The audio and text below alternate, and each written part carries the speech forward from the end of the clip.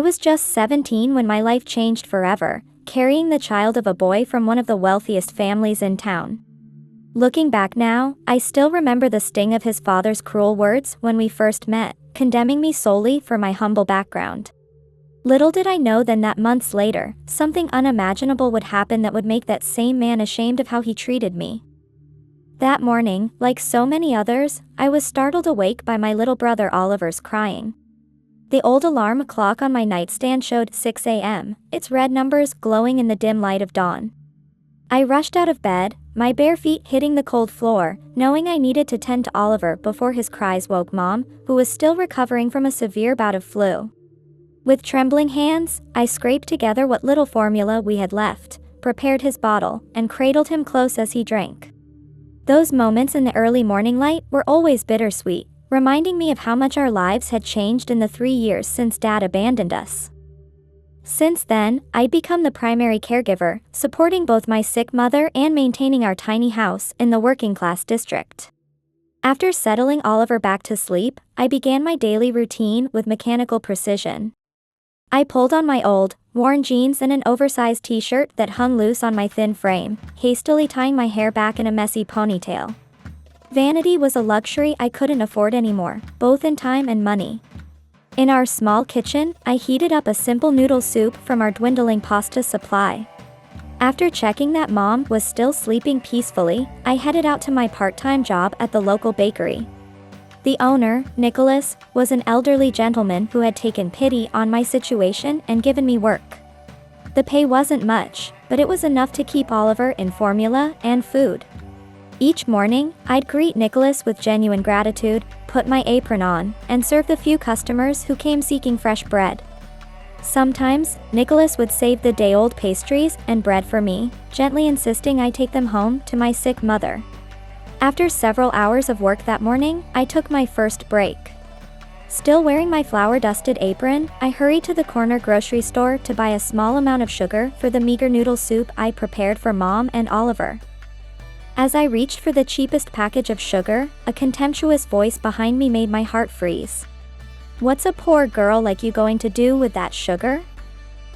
I turned to face 3 young men about my age, their expensive clothes and sneering expressions making my stomach churn.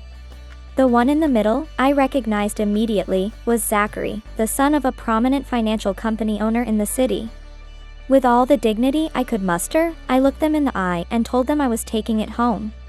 One of Zachary's friends mockingly asked about the price, suggesting I couldn't even afford such a basic item in my shabby clothes. Fighting back tears of humiliation, I tried to push past them to the register, pleading to be left alone so I could return to work. But the trio of privileged boys blocked my path until Zachary, after looking me up and down with obvious disdain, suddenly told his friends to stop and paid for the sugar himself. My blood was boiling with anger and shame, but I couldn't risk causing more trouble. I reluctantly accepted his gesture, clutching the sugar to my chest as I hurried out of the store, hot tears of anger streaming down my face. I rushed back to the bakery, trying to lose myself in the morning rush of customers and forget the humiliating encounter with those wealthy boys. By noon, I headed home to share the modest soup with Mom and tend to Oliver.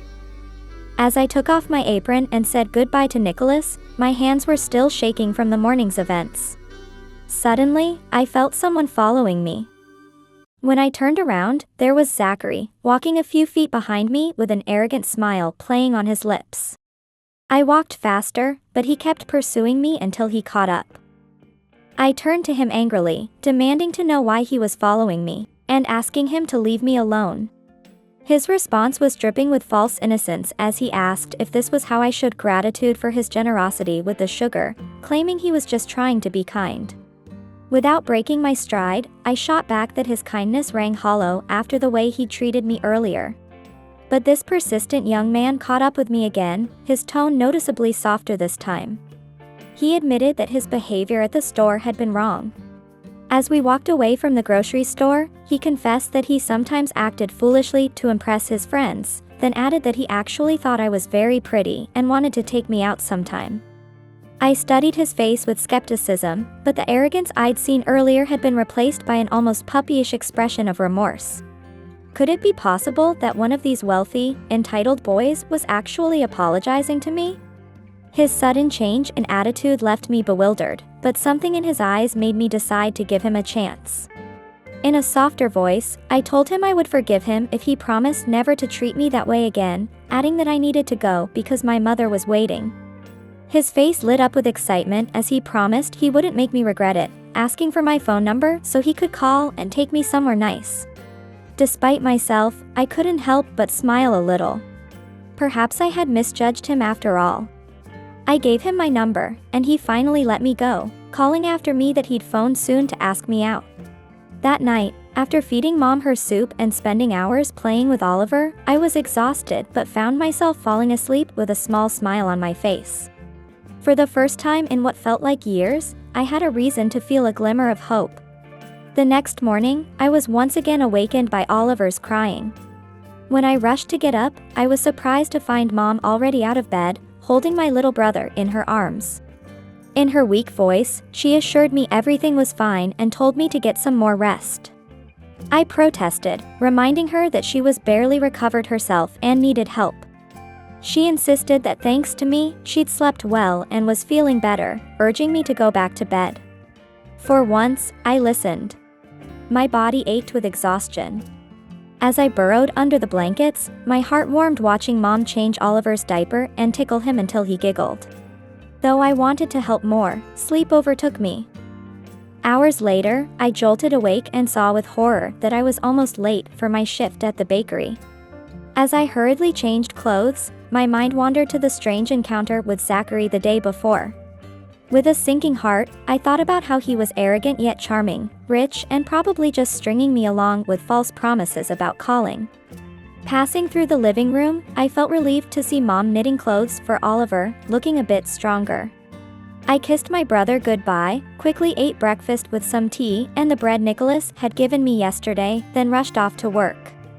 To my surprise, Nicholas was waiting for me at the bakery with a big smile and a large package of pastries and baked goods. He explained that they had many extras today and he thought of my family. Overwhelmed by his generosity, I tried to protest that it was too much. He wouldn't hear of it, insisting he was happy to help and grateful for my extra assistance, knowing how much we needed it.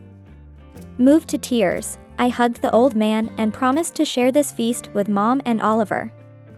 I stored the package away and started work, relieved that at least today I wouldn't have to worry about lunch and dinner. The day flew by between serving morning regulars and preparing for the lunch rush. During my afternoon break, my thoughts drifted back to Zachary. I wondered if he truly wanted to spend time with me or if I was just some poor girl he'd found amusing. The very idea of having anything with someone like him seemed crazy to me.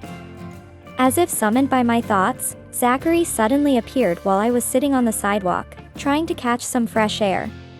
I rolled my eyes in annoyance, but his polite and cheerful greeting made me reluctantly respond. He expressed his delight at finding me there, saying he'd spotted me sitting alone and couldn't pass up another chance to see me. I replied coldly that he'd seen me and could go about his day. He pleaded with me to stay, confessing he hadn't stopped thinking about me since the day before and wanted to get to know me better, suggesting we grab a coffee, his treat. I looked at him curiously, thrown off by the sincerity in his eyes and a certain sparkle I couldn't quite interpret. Could he really be interested in someone like me? Still, such luxuries weren't meant for me, I was working, after all. I thanked him but explained I couldn't just leave work so easily. He persisted, begging for just a quick coffee, insisting I could tell my boss I'd be right back and no one would notice.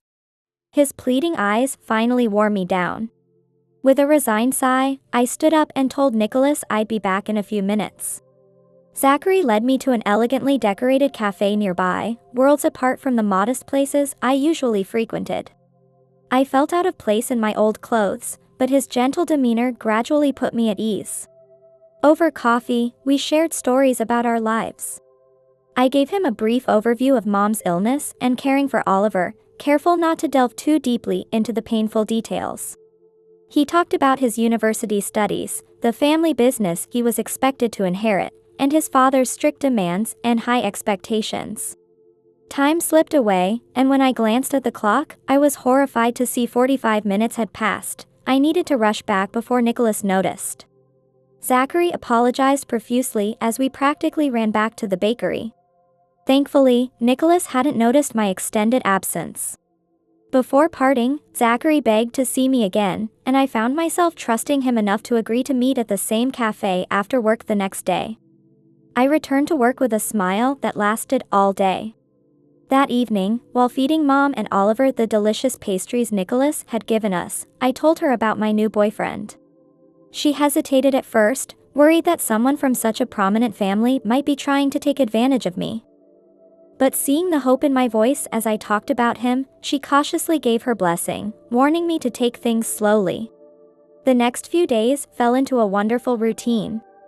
I'd work at the bakery in the mornings, meet Zachary for coffee during my lunch break, return to work in the afternoon, and care for my family in the evenings and early mornings. I grew increasingly comfortable with my new boyfriend. Zachary was attentive and gentlemanly, always finding pleasant topics of conversation without making me feel conscious about my humble background. After about 2 weeks, he finally gathered the courage to ask me to be his girlfriend officially. I happily accepted. Though I hadn't planned on falling in love, especially not with someone from a different social class, I couldn't deny the way my heart fluttered every time I saw him. Zachary promised to cherish and respect me, keeping our relationship secret from his parents until he found the courage to introduce me. As weeks passed, our romance blossomed further. We began meeting in the afternoons and evenings when Mom took Oliver for walks in the park with his stroller, leaving the house empty. Our kisses started shy and tentative but grew more passionate as we gave in to long-suppressed desires and emotions. For the first time in my life, I felt truly desired and loved, not just by any man, but by someone who was used to having the finest of everything. Nicholas noticed the positive change in me and seemed pleased, though he knew nothing of my secret relationship. Even Mom, despite her initial hesitation, was happy to see my smile return. But my happiness began to cloud over a few months into our relationship. I started feeling constantly tired, dizzy, and nauseous. At first, I blamed it on stress, but when my period was late, I fearfully bought a pregnancy test that confirmed my worst fears. Through my tears and anguish, I told Mom first, then nervously broke the news to Zachary, dreading his reaction. To my surprise, while he didn't yet have the courage to tell his parents or face his strict father's wrath, he promised to stand by me and take responsibility. I understood his reasons. Challenging them immediately would mean losing everything.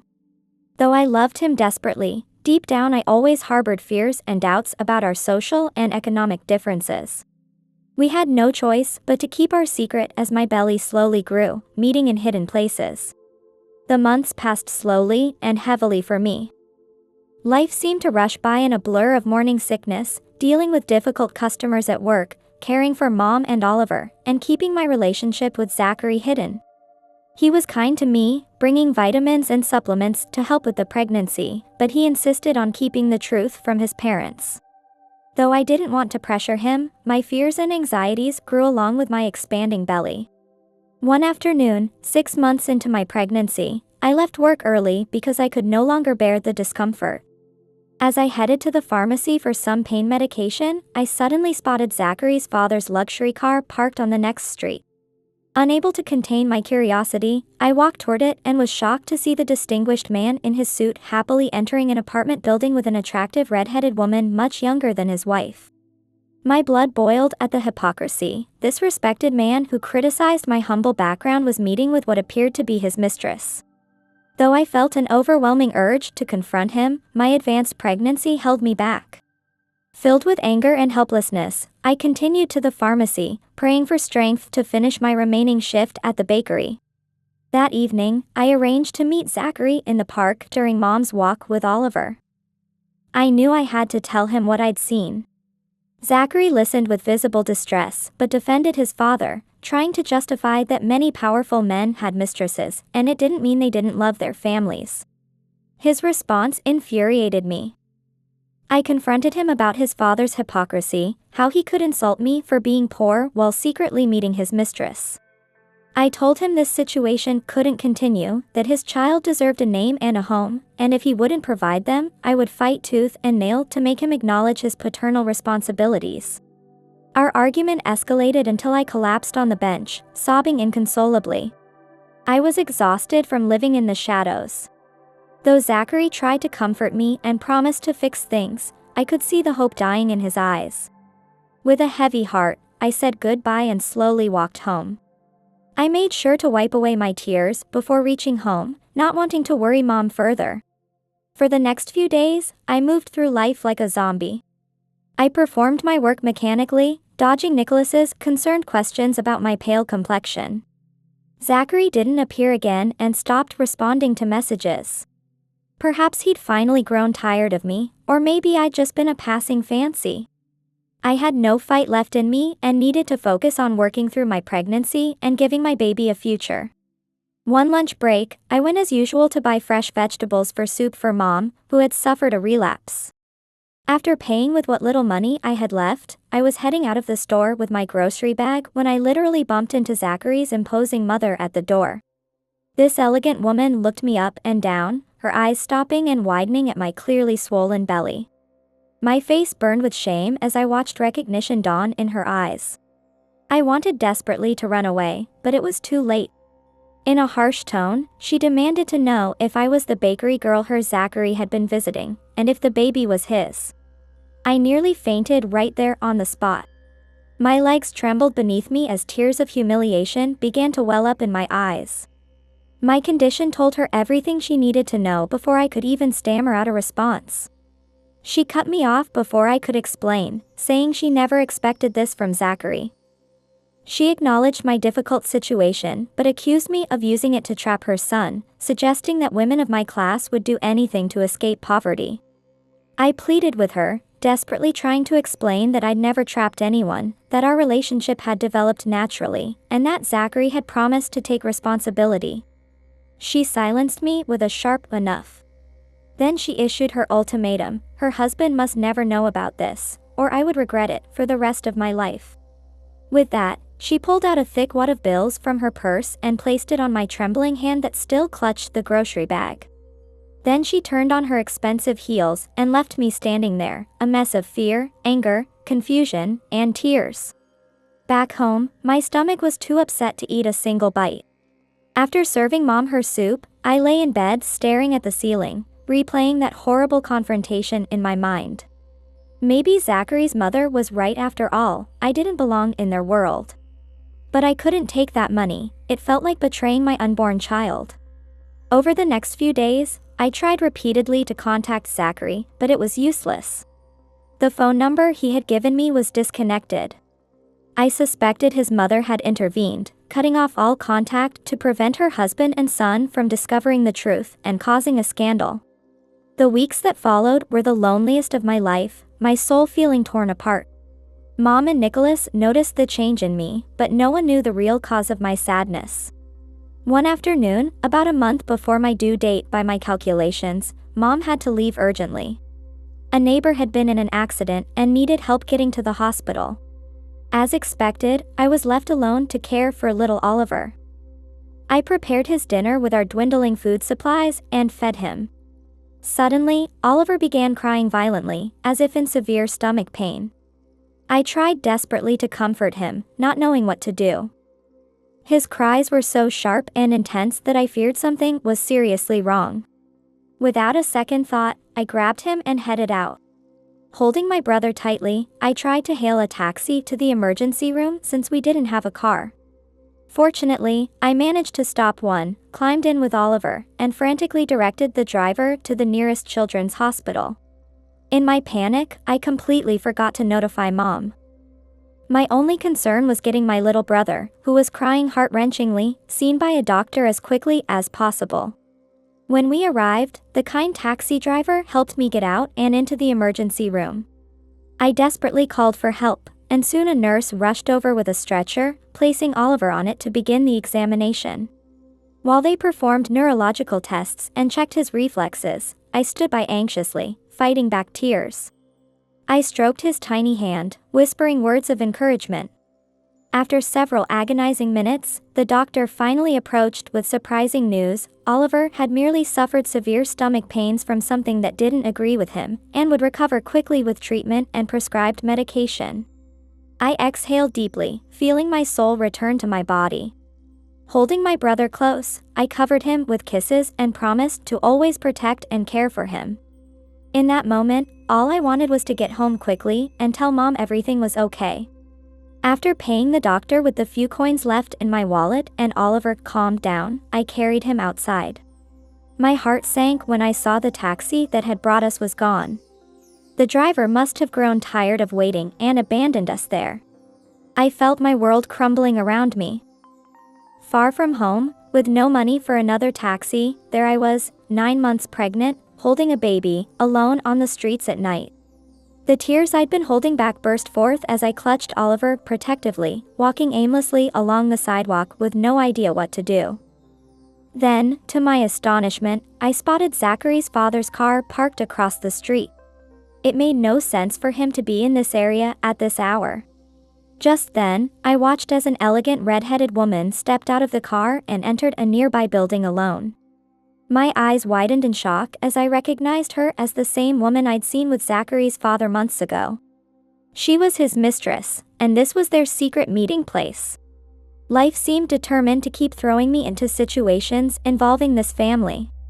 A possibility occurred to me: if he'd come by car, he'd likely return soon to pick up his mistress. I knew I was playing with fire. Perhaps the wisest choice would be to avoid trouble and somehow get Oliver home. But desperation won out. Taking a chance on everything, I crossed the street and sat on the building's entrance steps with my brother in my arms, waiting. 30 minutes later, the distinguished man appeared. When he saw us, his eyes widened in confusion and he tried to avoid us by walking around, but I was quicker and blocked his path. With tears streaming down my face, I had nothing left to lose. I begged him not to ignore us, telling him this was his responsibility too. I told him how Zachary and I loved each other, how I was carrying his grandchild, yet he'd scorned me. I showed him how desperate and alone I was, all because of him. I pleaded with him to show some humanity and help us, if my baby and I meant anything to him at all. The man staggered backward, staring at my swollen belly, and then at little Oliver's innocent face peering at him from my protective embrace. He seemed to be wrestling with internal conflict, glancing nervously at the building as if afraid his mistress might emerge and discover him. I pleaded again for help, explaining that I needed to get home and was exhausted by everything. Finally, something in him seemed to soften, and he quickly directed me to get in the car without asking questions. We drove to my modest home in silence. Before getting out, knowing Mom had seen me come home late without warning, I fabricated a story about working late to avoid worrying her about what had really happened. After putting an already sleeping Oliver in his crib, I collapsed into my own bed, exhausted, wondering if this strange encounter might somehow soften Zachary's father's heart and help my unborn child have a real family. In the days that followed, I remained constantly on edge and nervous. As the baby's arrival drew closer, I waited for any sign that Zachary's family might help, but nothing came. That proud man had apparently chosen to pretend nothing had happened and wash his hands of the whole situation. One stormy night, I was struck by intense pain and screamed, waking my mother. The time had finally come, my labor had started, and we were alone in the house. We managed to call a neighbor to watch Oliver briefly while Mom helped me into a taxi. Between contractions, we made it to the small public hospital nearby, where with the help of Mom and the nurses, I gave birth to a beautiful baby girl. I named her Amelia. She was my only hope after so much suffering. Tears streamed down my face as I nursed her, promising to care for and protect her, even if I had to do it alone. Deep in my heart though, I desperately wished her father would at least acknowledge her existence and give her his name. My daughter and I spent those first few days in a shared hospital room, receiving the best care possible in our limited circumstances. I could barely sleep, constantly worried about my baby. Every time the phone rang, I hoped it was news from Zachary, but it never was. One morning, a nurse took the baby for her routine checkup. I watched them disappear down the hallway and tried to rest, but suddenly realized hours had passed and they hadn't returned. Worried, I got up to look for my daughter. To my horror, one of the nurses informed me that an elegant couple had come, claiming to be the baby's paternal grandparents, and had taken her away with a court order. I felt the world spin around me. This couldn't be real. I searched frantically for my little girl until a doctor tried to calm me down and explain. Apparently, the father's family had appeared and exercised their rights over the baby. Given their financial resources, he explained, this was clearly in the baby's best interest. They would inform me later about visitation rights. Devastated, I fell to my knees, sobbing uncontrollably. My hope, my only precious thing, my reason for living had been taken from me. I had no strength to fight against people powerful enough to buy judges and court orders at will. I had lost everything. It took several days before I was well enough to return home with Mom. Entering my room, I saw the empty, cold little crib I had prepared.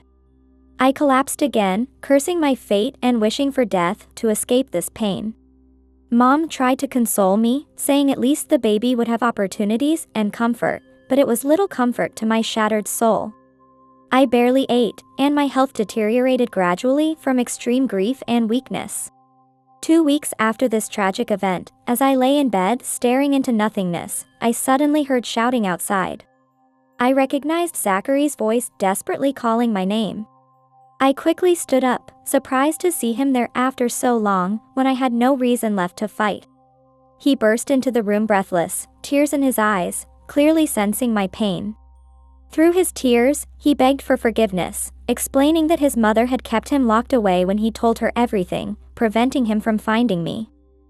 He just learned about his parents taking our baby and wouldn't allow it. He wanted us to go together and get our baby back, insisting that while they might be the grandparents, we were the parents. We would fight together. I stood motionless, staring at him, not knowing what to say or do. His words were everything I'd longed to hear, a glimmer of hope. But after believing myself abandoned for so long and having my daughter cruelly taken away, I had no strength left.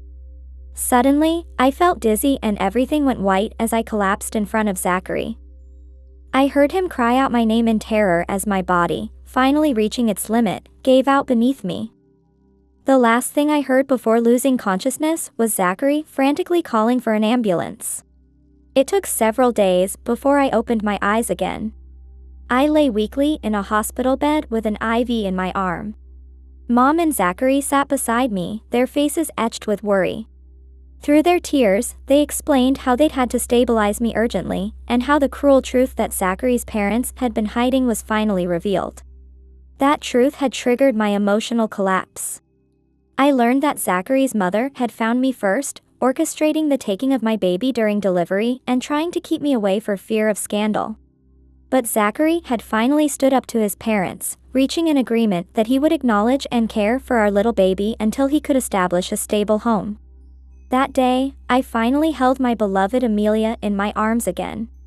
Tears of joy streamed down my face as I embraced my healthy, growing daughter. I accepted Zachary's heartfelt apology, and we promised to build the family we'd always wanted together, regardless of what society might think. After so much pain, our dream had become reality.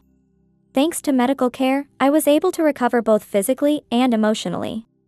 Zachary's family kept their word, providing sufficient monthly support for me and my mother until he could get established.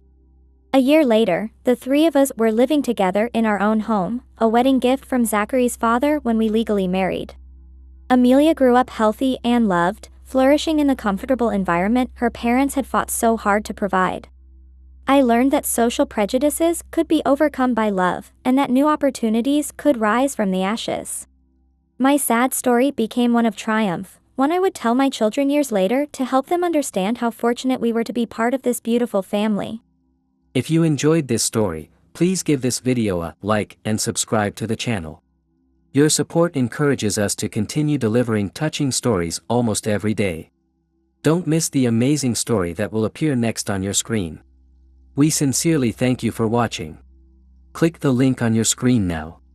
A selection of specially curated, valuable stories and guaranteed entertainment awaits you. See you again soon.